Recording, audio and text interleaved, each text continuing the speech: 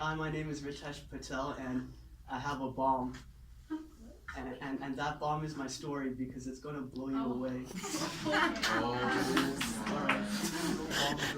So my story starts in when I was in grade 2 and it was summer vacation. So I was going into grade 3, and it was the first day, so I wake up early, unlike most kids, and I go down to the TV room, I get some Cinnamon Toasted Crunch, and I started watching TV. And I'm watching this cartoon, SpongeBob, and I hear a voice from upstairs. It's my dad. Son, come up here to the front of the top of the stairs. I need to talk to you. I run up to the top of the stairs and I say, what's up, Dad? What do you need? And he asked me a simple question. Son, what is the greatest city in the world? Or he said city, he meant country. But it was always a trick question because it was always India. But this time he confused me because he said, there are 3 words in this city. All right, so I automatically thought it's USA. So I asked him, is it USA? And he says, no, it's not USA, son. And I'm like kind of hyped right now because I'm a little kid and I love to learn stuff that's new. So like, I don't care what I learn as long as it's new, whether it be like learning a new video game, learning how to make a bomb, learning how to garden, learning how to swim, learning how to cook mess. I don't really care. As long as I learn something new, I love to do it. So I was kind of hyped to ask Dad, what is the city? He says 3 words, right? And he straight up gives me the crappiest answer. He says, India. And that's why I'm bad at English. Thank you, no, I'm kidding. And he says India. So I said, well, why are you telling me this? And he says, your grandparents are going to India, so you are going to go with them. All right? And so I didn't want to go to India because I saw the news, it's a crappy place. But I was going to go in 3 days. So 3 days pass by and I wake up and I do like, my normal Indian routine. I brush my teeth, put a red dot on my forehead, and then, I take a shower, sacrifice a goat to the god of death, and then I eat breakfast, and I'm done my Indian routine. And then we drive off to the terminal, which is in Toronto. So the terminal is in Toronto, and we drive all the way to Toronto, and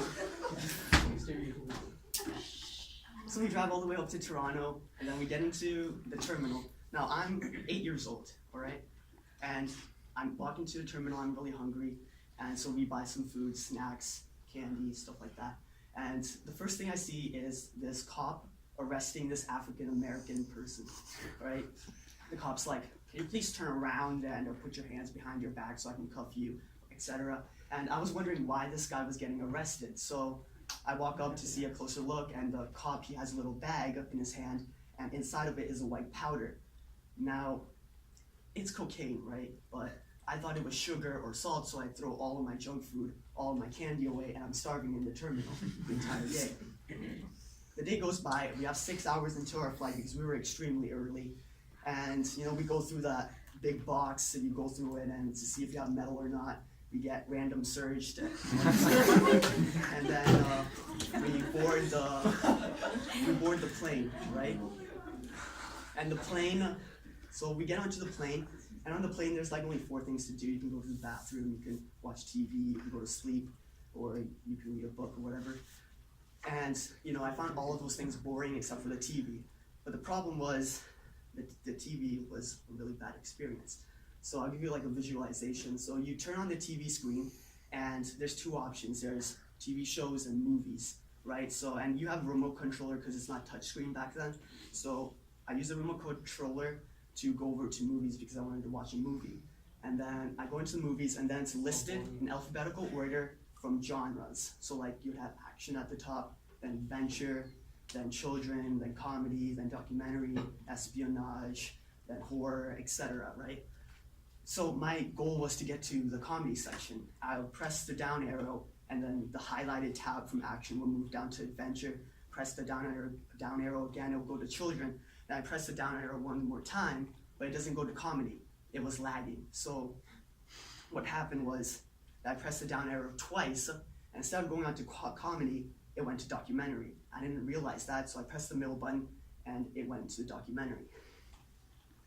And now it wasn't ordered in, alphabetical. It was rated from top rated to least rated.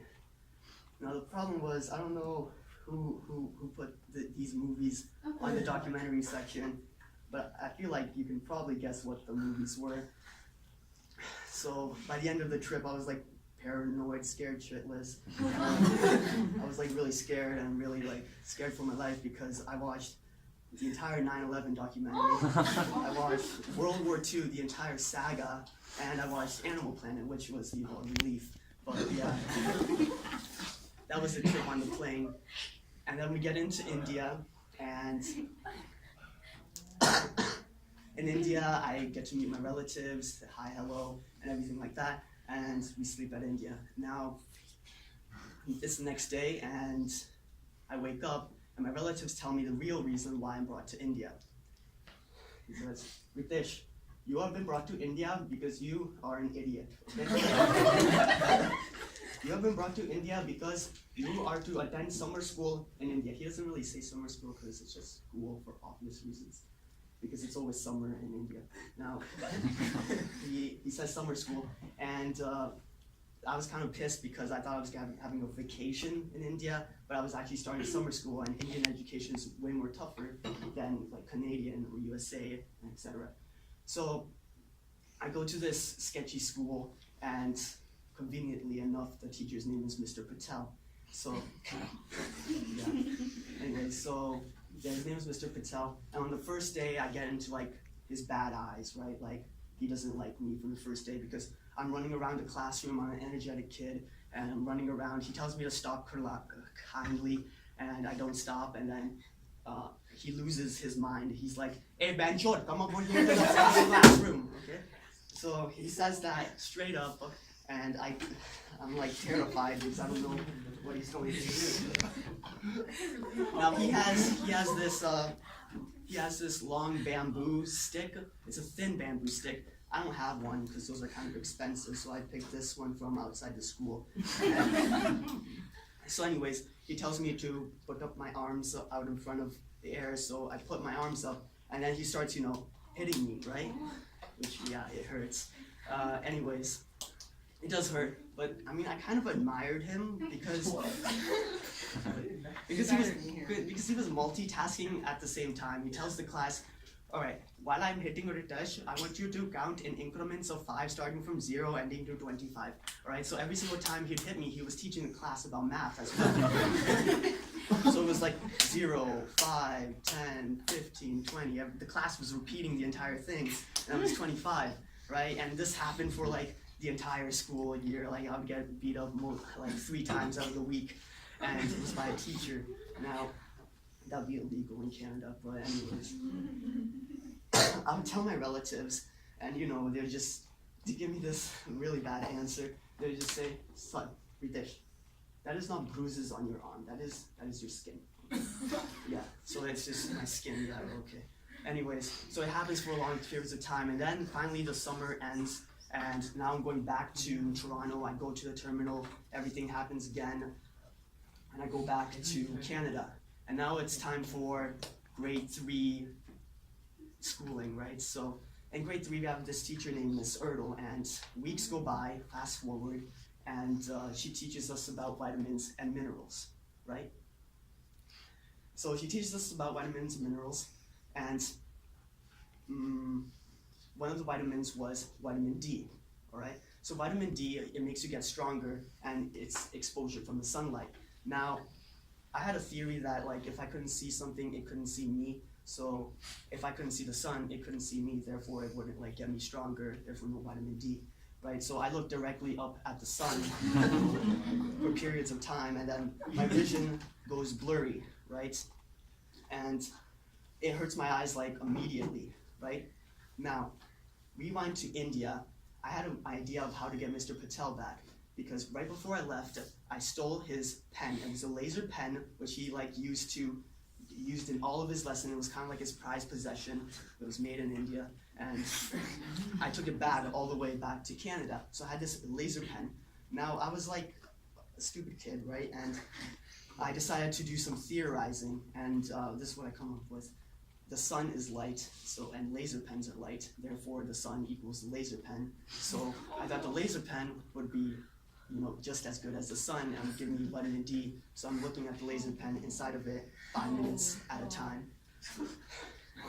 After a while, my vision goes like completely white for a couple of minutes, and then I finally regain vision, and then I had to go to the optometrist, and she prescribed me glasses. I told her how I got it. She just, sighed, and yeah, I had glasses, and